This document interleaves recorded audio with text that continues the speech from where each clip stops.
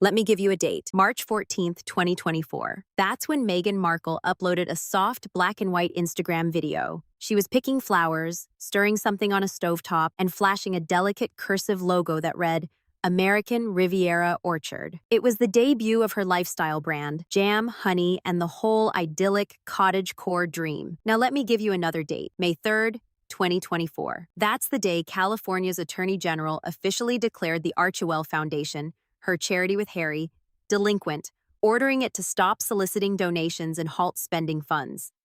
At the same time, a growing controversy was unfolding around Prince Harry's last major charitable venture, the Invictus Games. But here's the question, is it really a charity project anymore? This is exactly why nearly everyone involved in creating and launching Invictus in the first place is no longer there. 7 weeks. That's all that separates Meghan's lifestyle brand launch from California, telling her charitable foundation to hit the brakes. And I want you to think about that for a moment because everyone else is telling this as a Harry story. His face is on the thumbnails. His name is in the headlines. Harry standing front and center, absorbing the blows from the $63 million Invictus controversy like a man caught in a storm without shelter. But Harry wasn't the one quietly building an escape route. I know what some of you are thinking. She launched a jam company. What's the big deal? Stay with me. Because when I show you how many people actually sit on the board overseeing this charity, and trust me, the number is so small it almost feels like a joke, you'll understand why the word oversight carries very little weight in this story. Here's what I promise. By the time we're done, you'll be reading these filings the way an auditor does. You'll know the dates. You'll know exactly which paperwork California is still waiting to receive. And you'll understand why one person emerged from this with a spotless reputation while the other absorbed every single headline. So keep watching because this isn't celebrity gossip. This is paperwork. And paperwork doesn't sit down for an Oprah interview. So why are we talking about this now? Because the timeline finally completed itself. The loop closed, and once that happens, the entire picture becomes clear. Just 2 weeks ago, Australia eliminated all federal funding for Invictus Australia. Gone. Around $3 million annually erased with a single budget decision. Then came May 12th. Harry now has to head to Birmingham this summer and somehow generate support because, at this stage, it's becoming difficult to ignore. Government funding is only supposed to cover roughly half the costs. The rest is expected to come from corporate sponsors and private donors. The problem? People aren't opening their wallets anymore. They're asking a simple question. Why does this cost so much? The charity's own CEO admitted they learned about the funding cut only hours before it became public. His words? They were left in a fair degree of shock. Then veterans started speaking out. Veterans went on national television, veterans became emotional, and suddenly the government reversed course. The funding was restored for another 3 years. Now supporters are presenting that as a victory. Harry saves the day, the hero rides back in, nice narrative. But rewind for a second. Look at what the entire situation actually revealed. For at least a moment, the government examined the Invictus operation, reviewed the finances, and concluded that this wasn't the best use of veterans' funding. That's not tabloid speculation. That's a government reviewing actual numbers. Think about that. Then right alongside that story, a Canadian investigator named Rachel Maxwell obtained the official government contracts tied to the 2025 Games. Not rumors. Contracts. And according to those documents, the projected cost came to $63.2 million for 543 wounded veterans. Do the calculation. That's roughly $118,000 per competitor. Compare that to the U.S. Warrior Games, a similar concept involving injured service members competing in athletic events, which operates on approximately $2 million annually. At the same time, the last visible remnants of Harry and Meghan's connection to the British royal family continue disappearing. And that's more significant than simply losing a former residence. Because Harry and Meghan have spent years attempting to recreate many of the same privileges and status markers they claim to leave behind. At that point, the question changes. It stops being, is this charitable? It becomes, where did all the money go? And here's the interesting thing about that question. Once you ask it about one Sussex organization, it doesn't stay there. It immediately moves to Archewell, and once it reaches Archewell, there's one question almost nobody seems willing to ask. Where was Meghan while all of this was being built? Because this goes beyond embarrassment. A bad photograph is embarrassing. This involves a state attorney general, charity regulators, and government contracts with major portions blacked out, all pointing toward the same family at the same time. That's an entirely different situation. So let's break it down. 5 exhibits. Pay attention to the dates. Exhibit 1, the 2-person boardroom. Want to know who oversees Archewell's finances? Who provides independent scrutiny? Who is responsible for protecting charitable assets and ensuring proper separation between business and nonprofit activity? 2 people, Meghan and Harry, that's the board. That's the entire board. The watchdog organization Charity Watch didn't mince words. In its assessment, it pointed out that the foundation lists only 2 board members, a structure that, in their own words, falls far below accepted nonprofit governance standards. No independent directors, no outside oversight. Nobody. Think about what that really means. There isn't a single person sitting at that table who can look the founders in the eye and simply say, no. If Meghan decided that the second half of 2024 would be better spent building a lifestyle brand instead of focusing on a charity, who exactly was going to challenge that decision? The only other board member? Her husband. That's not a nonprofit governance model. That's a family operation with a charitable tax status attached to it. And yes, that's concerning. But it's not even the most troubling part, because an empty boardroom only becomes a real problem once significant money starts moving through it. And the money was moving, fast. In many ways, this story is about how over the past 5 years, Harry and Meghan attempted to build their fortune, and how we're now watching that project unravel in real time. Exhibit 2, the $3 million gap. Let's go directly to the 2024 filings. Revenue coming in, $2.1 million. Money going out, $5.1 million. That's a deficit of roughly $3 million in a single year. They spent more than twice what they raised, and it's not as though donations were always this low. Go back to 2021. The foundation brought in $13 million. Then donations collapsed to roughly $2 million in 2022. Across the following 3 years combined, total fundraising came to around $9.5 million, less than what they collected in that very first year alone. That's not a gradual decline. That's donor enthusiasm falling off a cliff. The goodwill donations, the let's give them a chance money, disappeared. What remained was an organization spending around $5 million annually without bringing in enough to sustain it. So where was the money going? Not where many donors probably expected. In 2023, the organization raised more than $5 million, yet only about $1.3 million actually reached charitable programs.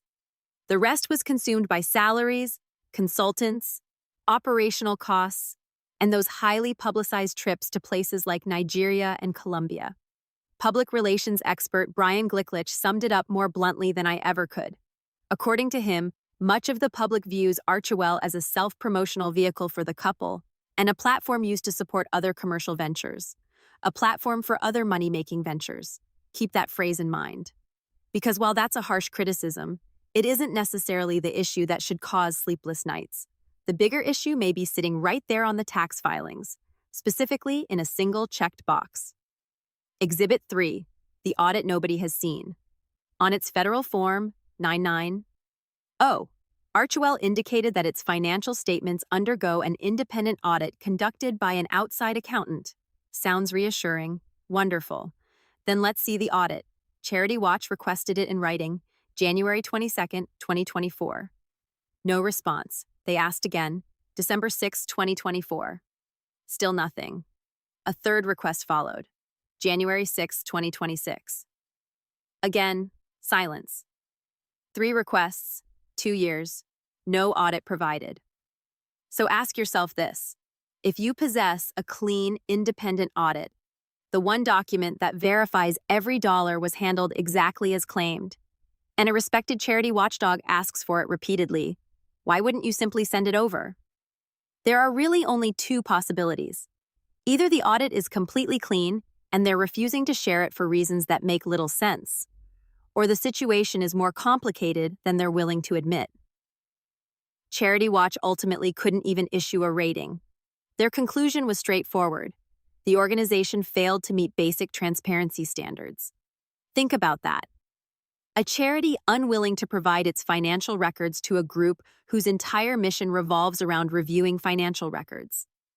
And if you think an unavailable audit is concerning, wait until you see what happens when a state attorney general starts paying attention. We're about 5 minutes away from that. Stay with me. Exhibit 4. The delinquency notice and the date that matters. Let's return to the timeline, because this is where everything starts coming together. May 3rd, 2024. California officially labels Archewell delinquent. No fundraising, no spending, operations effectively frozen. The stated explanation was a payment that allegedly never arrived. Maybe that's true. Maybe it isn't.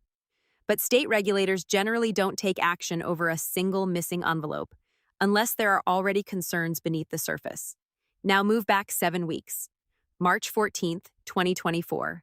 American Riviera Orchard makes its debut. Picture the contrast.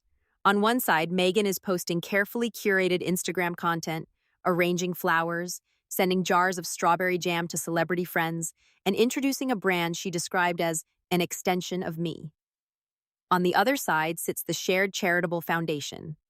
2 board members, a $3 million deficit.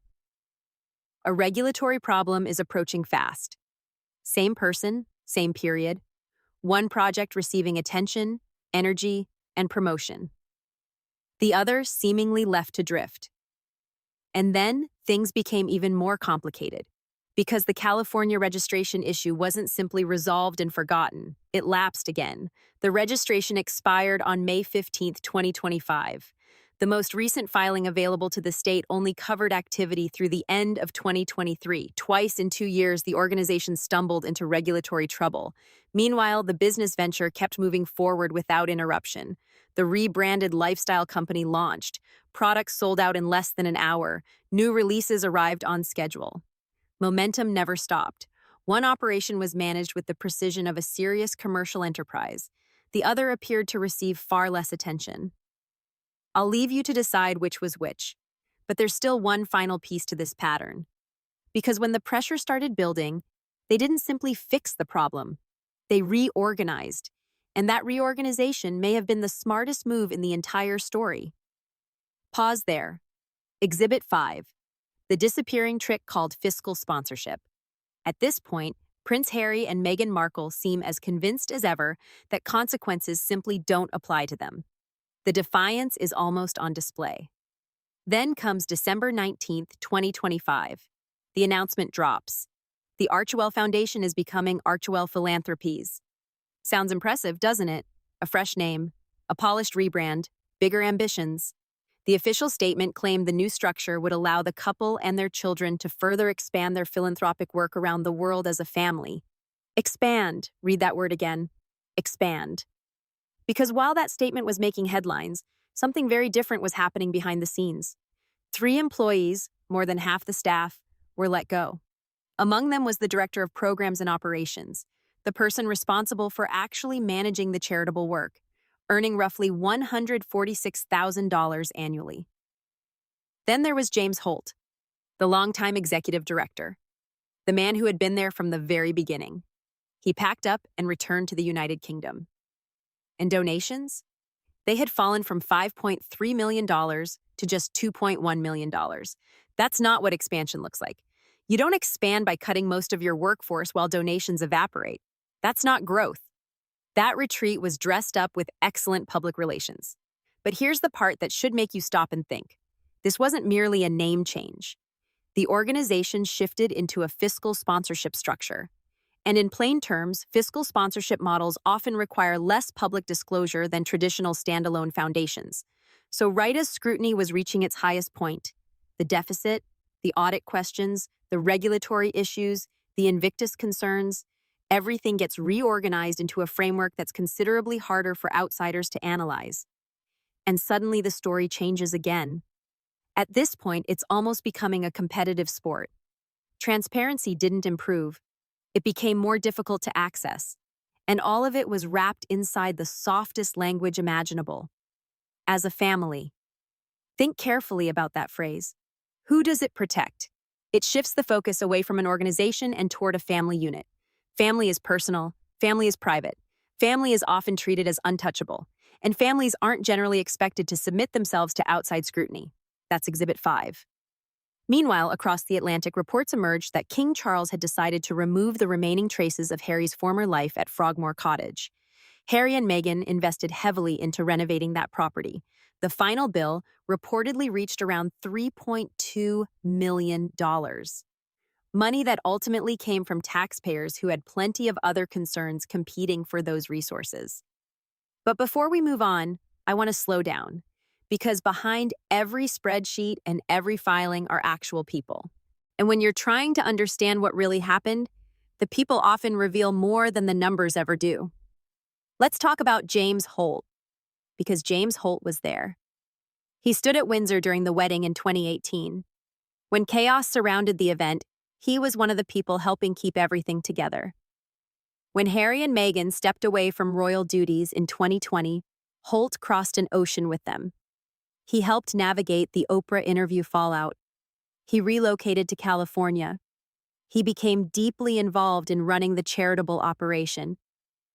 People familiar with the organization often described him as one of the few remaining aides who genuinely understood what Harry and Meghan had experienced inside the royal system. And through everything, the criticism, the headlines, the departures, the controversies, he stayed, year after year. Then came December 2025. The layoffs happened. The financial shortfall became impossible to ignore. The foundation was restructured into something smaller and less visible, and James Holt quietly left. Back to Britain, back to his family. No explosive memoir, no tell-all interview, no public attack. He simply walked away. And sometimes the loudest statement a person can make is leaving without saying a word after 7 years of loyalty. That silence matters. Because when someone who's been there from day one chooses not to defend the operation publicly and instead exits quietly, it often says more than any carefully crafted press release ever could. And he wasn't the only one. The director of programs left. Others left before her. And according to various reports, more than 20 staff members have departed the Sussex operation since its inception. One royal insider summed it up in unusually blunt terms. According to that source, the organization goes through employees faster than most people go through toilet paper. Some even joked that milk lasts longer than their staff members. Crude? Maybe. But the point is hard to miss. These weren't random influencers or temporary hires. These were experienced professionals, people at the top of their fields, people willing to relocate their lives because they believed in the mission. And over time, many of them appeared to reach the same conclusion. The mission and the merchandise weren't necessarily the same thing, and only one of those seemed to command the founder's full attention. Then there's the more difficult case, Centabele, the charity Harry founded in 2006 in memory of his mother. Its chairwoman, Dr. Sophie Chandaka, wasn't an outsider. She wasn't a critic on social media. She was an insider, a lawyer, the person leading the board. According to her account, representatives connected to Harry approached the organization and requested that the charity publicly defend Meghan against negative press coverage. She refused. Her reasoning was straightforward. She said the charity would not establish a precedent where it became an extension of the Sussex public relations apparatus, an extension of the PR machine. Think about that for a moment. Those words didn't come from a commentator. They came from the woman sitting at the head of the board. Again and again, the people closest to these organizations kept stepping away. So the obvious question becomes, why did those with the best view of the situation repeatedly decide they had seen enough? And now we arrive at the payoff. This is the part lawyers notice, the part regulators focus on, the details that rarely make it into reaction videos and celebrity commentary channels. Let's start with the Attorney General. When California labels a charity delinquent and orders it to stop raising funds and stop spending money, that's not some minor administrative warning. That's the state's charity regulator effectively pulling the organization's permission to operate, even if only temporarily. And the legal question that actually matters is simple. What happened during that period? Did any money get spent? Did any fundraising continue? Because if activities continued while that order was in place, regulators could view that as a violation of state charity laws. And don't forget, the registration issue surfaced again in 2025. Regulators generally don't view repeat mistakes as harmless oversights. Now layer that on top of the Form 990 issue.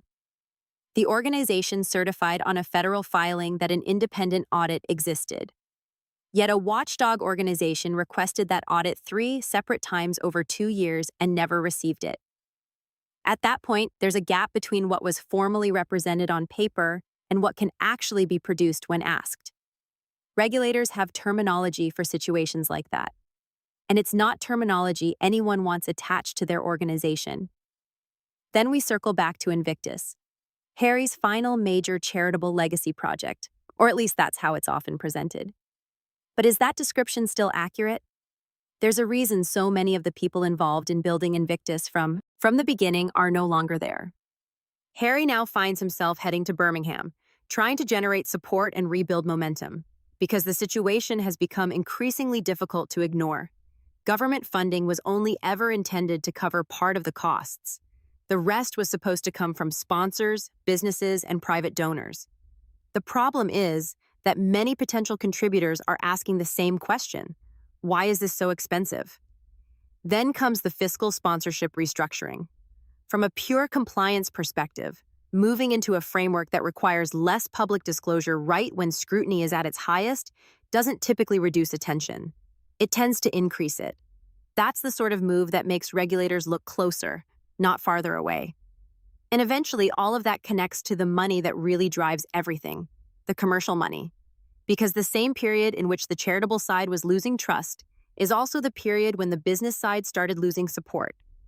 Netflix, the reported 9-figure partner that helped power the entire Montecito operation, reportedly stepped away from Meghan's As Ever brand in March 2026. Returned remaining inventory. Moved on. So follow the sequence. The charity loses credibility and donor confidence. The media partnerships begin to weaken.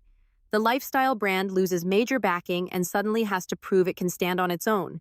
And the consumers, the people expected to buy the products, watch the content, and invest trust in the brand, are reading headlines about regulatory issues, unanswered audit questions, and government contracts with major sections blacked out. That's the calculation many supporters seem reluctant to make. Trust is an asset. Reputation is collateral. And when confidence in the charitable side starts collapsing, the commercial side loses the ability to benefit from that goodwill. One royal source summarized it bluntly: this isn't strategy anymore, it's survival. And underneath all of this sits one particularly uncomfortable irony. Millions of dollars connected to Invictus reportedly flowed through a games corporation before licensing fees were paid back to the Invictus Games Foundation. Yet the size of those fees remains redacted in publicly funded government contracts. Blacked out, hidden. When public money is involved, people naturally expect transparency. It's difficult to ask taxpayers for trust while simultaneously obscuring details about where their money ultimately went. So let me give you a verdict. Not a summary, a verdict. Most people want this to be a Harry story, and certainly Harry's name is attached to Invictus.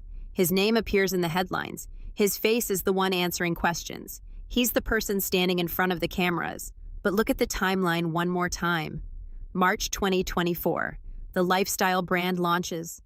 May 2024, the charity receives regulatory scrutiny.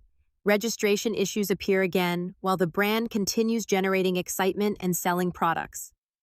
December 2025, the foundation is downsized and reorganized into a quieter structure.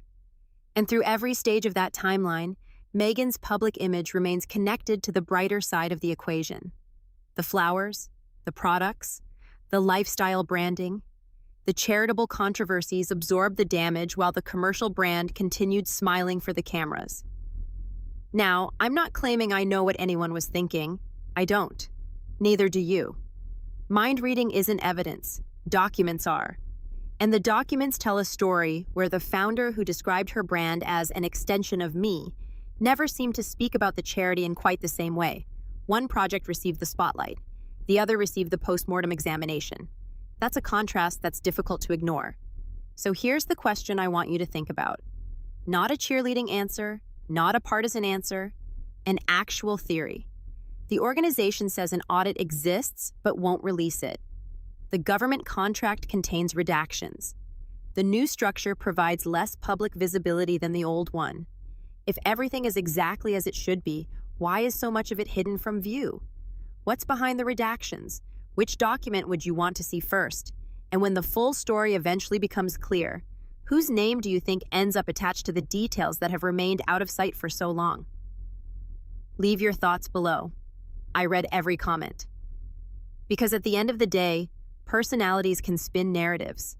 Publicists can write statements, headlines can change, but paperwork has a stubborn habit of telling its own story, and unlike people, documents don't usually forget what they were created to record.